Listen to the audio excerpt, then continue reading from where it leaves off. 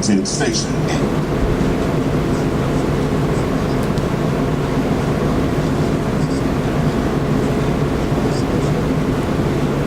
Good morning, everyone. I'm Gwen Harshaw, and this is the Spin with Gwen show. I am so excited to be here. It is a wonderful, beautiful Wednesday morning, even though it's raining. And one of the reasons I'm so excited is my guest. I have Kathy Mackley, who is the Managing Director of ASCO, the Autism Society of Central Ohio. And if those of you who know me, this subject is very close to my heart. So I'm really looking forward to speaking to her and giving people information about the Autism Society.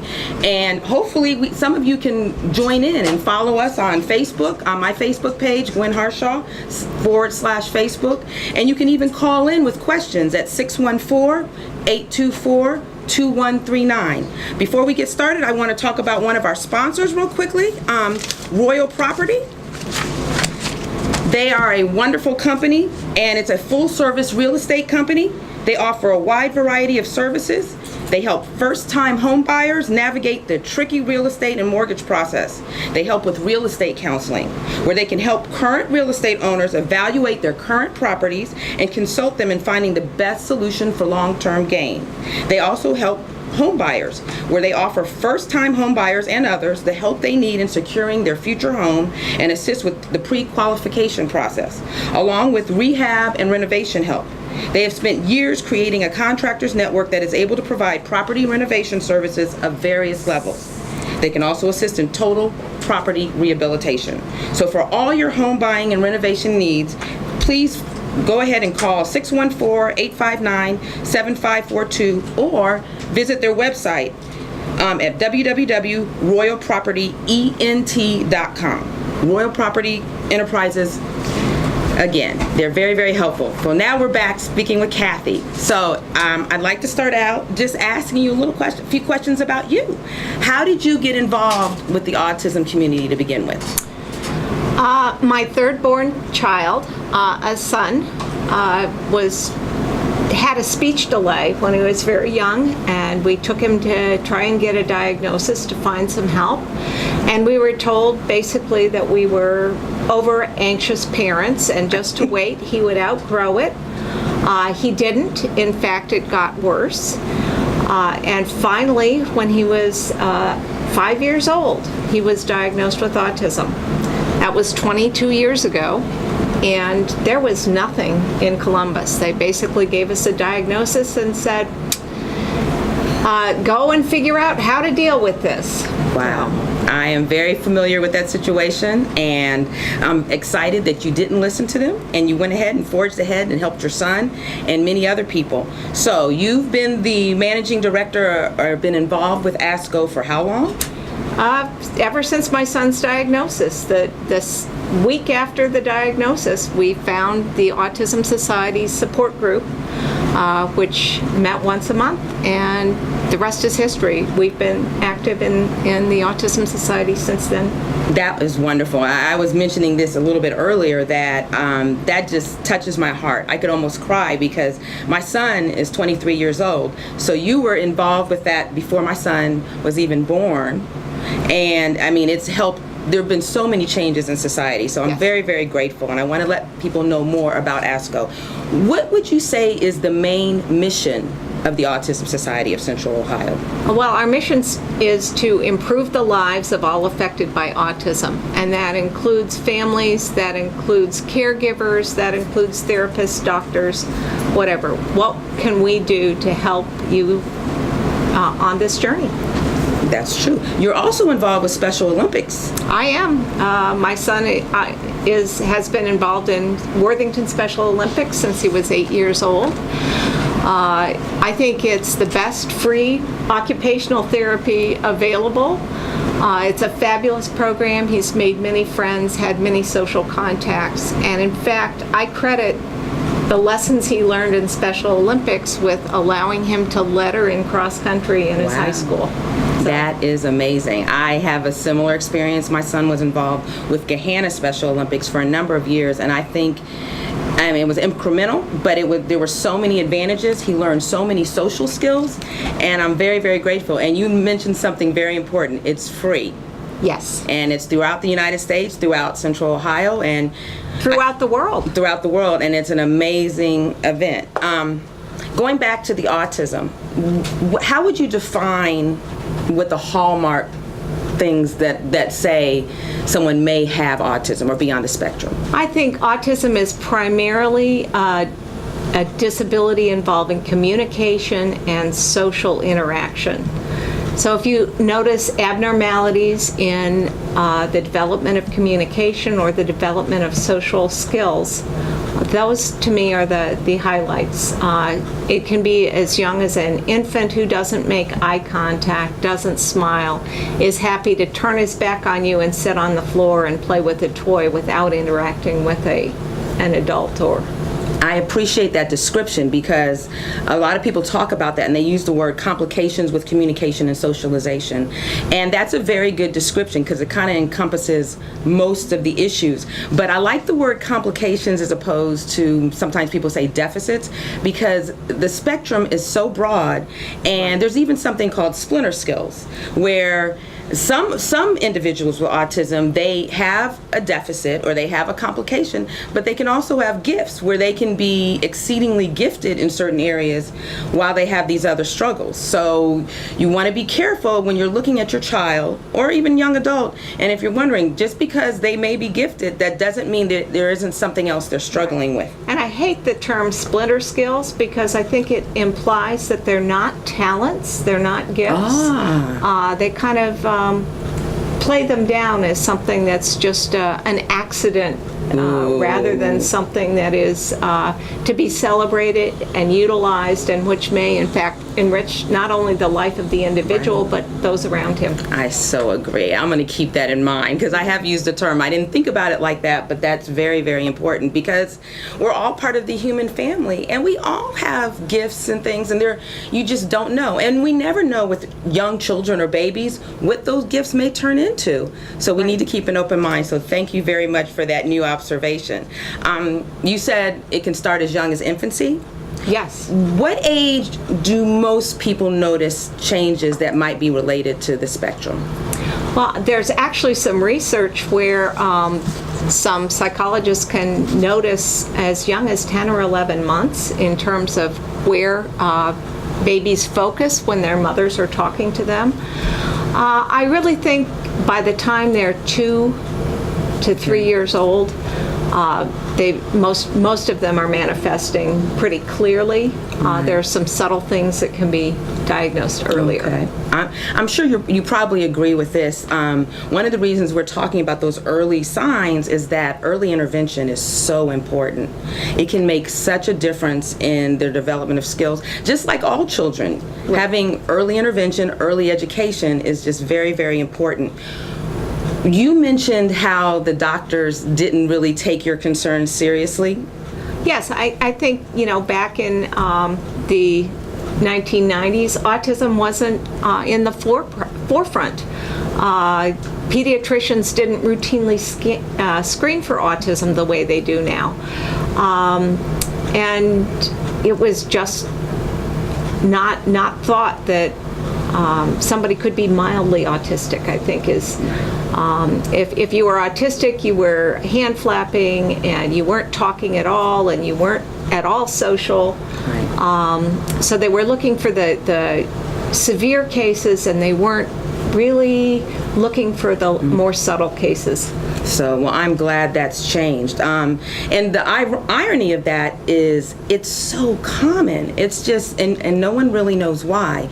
But the incidence has been going up and up and up. And just recently, I believe it was earlier this year, in 2018, the CDC, you're right, ironically, Autism Awareness Month, April, the CDC upped it that 1 out of 59 children, Yes. can be affected by autism. So most likely, if you're a viewer or you're watching us or you're listening, you know someone with autism, you know someone who's affected. So it's so important to get this information out. It is one of the fastest growing developmental disabilities. And in fact, it's so interesting. You were talking about the different aspects and how it can be hard to identify because it's so broad, and I think that's what went into some of the representations of autism. They have different puzzle pieces that kind of represents it because it is somewhat of a puzzle. There can be these gifts, but there can also be these struggles, and they have the different colors. So if you see a puzzle piece with this, they're probably referring to autism. And as you may or may not be able to see, I'm wearing my autism swag or my jewelry, my earrings and my necklace, because I always carry it with me. I think it's important. I think some people are a little surprised. They're like, well, why do you talk about it all the time? Or we often, when we have our son with us, we'll introduce him and we'll mention he has autism. And they're like, well, why do you do that? And I'm like, well, it's who he is. And I was blessed enough to have a friend of mine kind of counsel me on that when we were first dealing with the diagnosis and the grief. They were saying, you know what? That's how God made him. So why not? And you know what? It has blessed us in so many ways. The response has been so positive. So I just want to explain that to everyone. I've actually had situations where I've been wearing my earrings or my necklace, and I've been at a venue, and I've been at a coffee shop, and someone who works there said, oh, I guess you're in my tribe. I have a brother who has autism, or I have a cousin. And it's always a positive experience. And it also helps with that sense of isolation that often we deal with. Right. And I think that is the big thing, is families affected by autism often become isolated from the community, from other family members, because of misunderstandings, because if their child, because of a sensory issue, they can't stand the noise or whatever, has behaviors or a flat out, what we call a grand mal tantrum in our house. Sometimes the other folks who are standing nearby are not very supportive. They seem very judgmental. They make comments about, he's old enough, he shouldn't be doing that kind of thing. And that makes families sometimes reluctant to go out into the community or to participate in events. Right. So again, that's another place where Autism Society is here for you. We try to create community events that are sort of first steps into experiences. For instance, we have coming up in September an event at the Adaptive Sports Coalition up in Powell where we kayak as families. We have bocce ball. We have sort of a Nerf. They have a kind of like a Nerf archery set, so they can experience archery, frisbee golf, hiking, just being in the outdoors in ways that, in a safe environment with lots of other folks there to help the families to experience it. And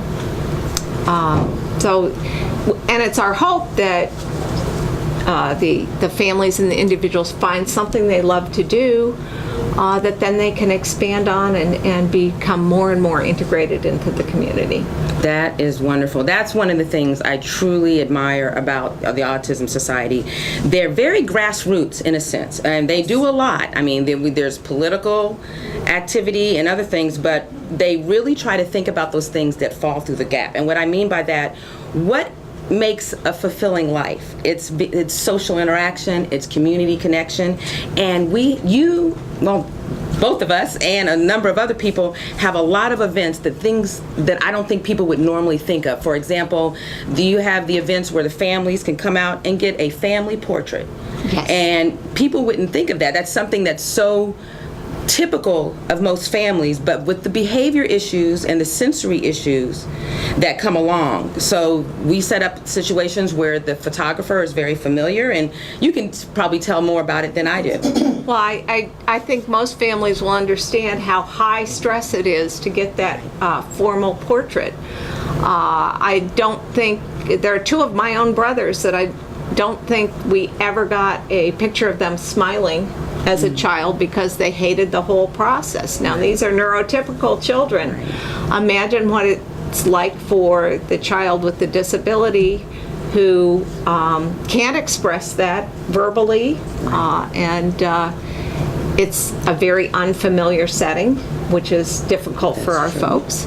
So yes, seems to be a simple thing that every family does, but we have families who come to our photography events that have never had a family portrait taken. Right. So that's exciting. That's very exciting. We offer a trick-or-treating event every year, because some of our folks have never been able to go out and ring doorbells for candy on Halloween. Right. And some of our folks who are 45 aren't willing to give it up yet. So Right. they're welcome too. And that it's our events are not limited to folks with autism. They are open to everyone, and because I think it isn't just autism. Autism is not the only disability that affects people, and we all need to be out there together in the community. And a lot of us do have social anxiety, even if it's not a diagnosis that goes along with it. I wanted to mention some of the other activities because there's so much going on. Just this past Monday, you gave a presentation to Columbus Public Schools about dealing with students with autism, correct? Yes, we had about 140 instructional assistants being trained. Wow. That's amazing. And this past Saturday, we had a great event, Scramble for Autism. It was lots of fun. It was a hot day, but I think the golfers all had a great day. That is great. And something we're particularly excited about is on August 17th, we have an event called Songs for Sarah. And it's at Grandview 5. And it is a fundraiser for autism, but for $5 you get in and you get to see 4 or 5 different bands perform. I mean, that's pretty much a deal. And the door does go to the Autism Society. Let me read off some of the bands. Roadhouse Redeemed, Todd and the Bad Ideas, Zach Whitney and Ian Hemmel, and of course my personal favorite, Blue Spectrum, is going to be performing there as well. But it's a really good time. Obviously, we're open to everyone, and I think people should check it out. I think they'll have a blast. We are really grateful to Keith Cretin, who organized the event and is donating the proceeds to us. That's awesome. His daughter, Sarah, who it's named for, Songs for Sarah, she has autism, and she's also deaf, correct? And I mean, we are just so pleased and so thankful that he's willing to donate that to us. So we're really looking forward. We're going to give some information about how to reach the Autism Society so you can find out more information. In the meantime, you can still call in and ask questions. You can reach us at 614-824-2139. We'd love to hear from you. I'd also like to let you know about one of our sponsors, another event we're very, very excited about. For those of you who were able to watch me 2 weeks ago, my guest was Lady Extreme, Nicole Carter, and she is involved with the National African American Male Wellness Initiative, and there's a walk, and it's this Saturday, August 11th at 7 in the morning. I think it goes from 7 to noon, and they're going to have entertainment, but they're going to have lots of information about health, and I think it's going to be a wonderful time and a wonderful event to participate in. Again, that's this Saturday, August 11th at 7 a.m. at Livingston Park, which is in front of Children's Hospital. So we would love to see you there. So just getting back to some of the events, you mentioned TASK, which is the Adaptive Adventure Sports Coalition. I guess it's called... They have a new name now. The Adaptive Sports Connection, ASC, but they're near the zoo, aren't they? Yes, up in that area, on the lake. Right. The reservoir that's up there. But we've participated, and it's wonderful. It's an idyllic spot. It is. It's beautiful. It's peaceful. But just about any sport you would want to participate in, they have it, and they have adaptiveness. So anyone with any disability should be able to participate, which is so important. We were talking about Songs for Sarah. I mean, there's so many things ASCO is involved with. They sponsor yoga sessions for both people with autism and caregivers. In fact, there's one for caregivers coming up the end of this month, August 28th. It's called Caregivers Restorative. Did I pronounce that correctly? Restorative. Thank you, yoga. It's at 7 p.m. It's in Worthington. It's Centered Yoga, and you can find out more information at the autism site. ASCO has a Facebook page, and they have a phone number and a website, which I think fell down on the floor. So we'll get it, because I want to read that off for people. We'll also type that in on the live feed on Facebook, hopefully. But basically, the Autism Society of Central Ohio, you can reach them on the phone at 614-284-6323. They have a email address, centralohioasa@gmail.com. Again, centralohioasa@gmail.com. And of course, their website, www.autismcentralohio.org. centralohio.org. So any of this information that we mentioned, if you want more details, feel free to reach out, and we would love to speak with you. So go ahead. And one of the things, if you just want to talk to somebody one-on-one about what's going on in your life, that is, I think, one of the unique aspects of our group. We have a wonderful information and referral specialist, Ginny, Yes. Who is fabulous. We have folks who walk the walk, they've been there, and they can give you that parent's perspective. Yes. That you can go to doctors, and the doctors are wonderful, but they're doing the doctor thing, and we do the parent and family thing. Right, absolutely, and so important. And that kind of leads into a question I always like to ask. What do you credit to supporting you to let you reach out for help 22 years ago when you reached out to the Autism Society at the beginning? And I'm asking that because a lot of times we're almost paralyzed. I mean, I would think that applied to me at one point too. When you get that diagnosis, it's so overwhelming, it's terrifying, and a lot of times people don't know what to do next.